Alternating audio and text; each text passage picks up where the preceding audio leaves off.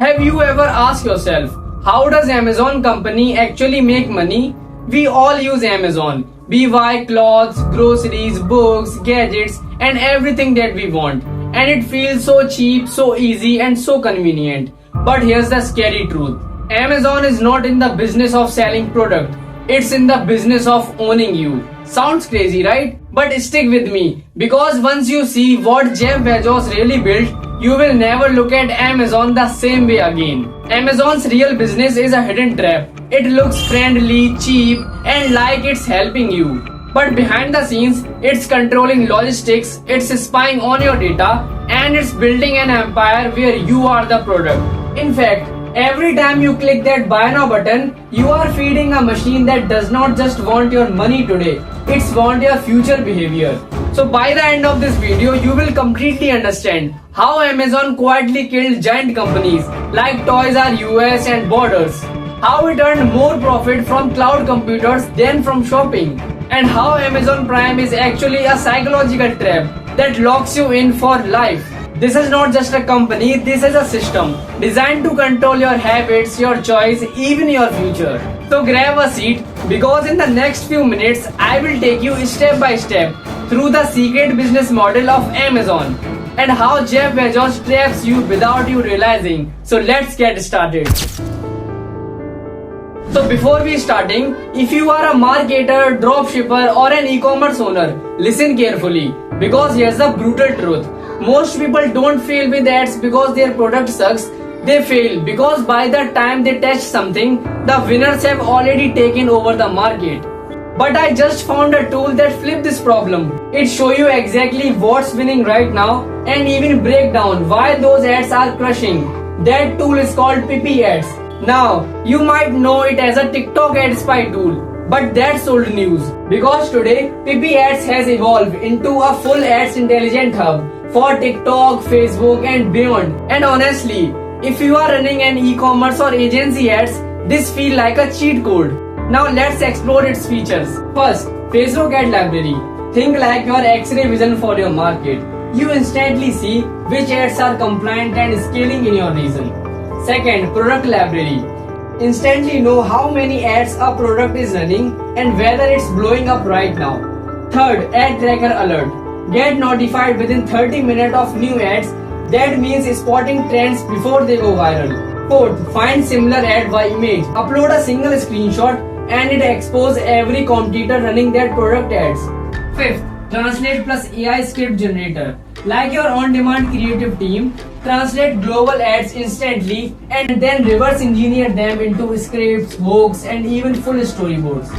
I tested with a viral product, uploaded the ad and in seconds, PPH handed me the full script, hook ideas and short breakdown of the viral video. That weeks of testing and wasted budget saved in an instant. Here's the truth. Ads are not about luck, they are about timing. The people who see the winners first are the ones who profitables. That's why I recommend you this. Check out PP Ads today. I have dropped my exclusive link in the description. Go and try it out. Explore the features and give yourself that unfair advantage. Because in marketing, intelligence is not only power, it's profit. Now back to the video. Let's rewind in 1994. A young Jeff Bezos is sitting in his small garage. No one knows his name, no one knows his plan. But he has one big idea. What if I sell books on the internet? Now, why books? Because books were the perfect bet. They are small, easy to ship and there are millions of them. No physical bookstore could ever hold every book. But online, you have an infinite bookshelf. And here's where the trap begins. Amazon did not care about making money at first. Instead, Jeff Bezos used a ruthless strategy called the loss ladder. This means sell books cheaper than anyone else, even at a loss. Why? To kill the competition. Bookstores like Borders and Barnes and Noble could not keep up. They had to pay rent, hire staff and manage stock. Amazon did not. It could sell books at dirt cheap prices 24/7 to anyone in the world. And slowly, bookstore after bookstore start dying. It was a silent war. Customers thought, wow, I am saving money. But in reality, Amazon was pulling them into its first trap. Amazon was not only selling books, it was training people. training them to trust online shopping, training them to believe. Why go to a store when I click and it arrive at my door? By the early 2000, Borders, one of the biggest bookstore chains in America, gone, destroyed by the Amazon's relentless pricing war. But here's the genius. Jeff Bezos was never wanted to be the book guy. He wanted to be the everything guy. Killing bookstore was only the phase one. Because once people get hooked on cheap books, Amazon could expand slowly into selling, well, everything. And that's exactly what he did. So now let's move to understand how Amazon transformed from a single online bookstore into everything store that swallow entire industries. Once Jeff Bezos had trained millions of people to buy books online, he asked himself a bigger question. Why I stop only at books? Because if people are willing to buy books online, they also buy CD, DVDs, clothes, electronics, toys, shoes, basically anything. And this is where Amazon's second trap begins. Amazon started expanding product by product. It was not random, it is strategic. First books, then music, then electronic, then clothes, and slowly it becomes the everything store. But here's the genius. Amazon was not just adding product, it was building what Jeff Bezos called the flywheel. Let me explain in a very simple words. The more product Amazon added, the more customers came. The more customers came, the more sellers wanted to join the Amazon. The more sellers joined, the more competition. The more competition, prices went lower and lower. And lower prices brought even more customers.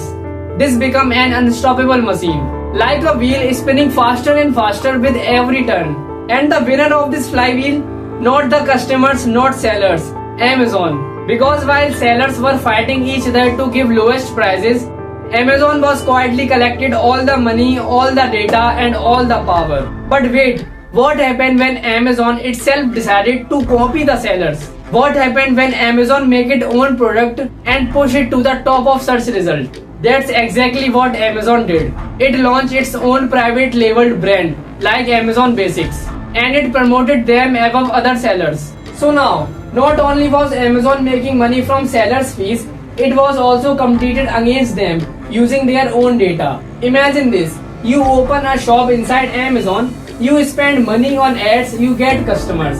And then one day, Amazon copies your product, sell it cheaper and put your shop at bottom of search result.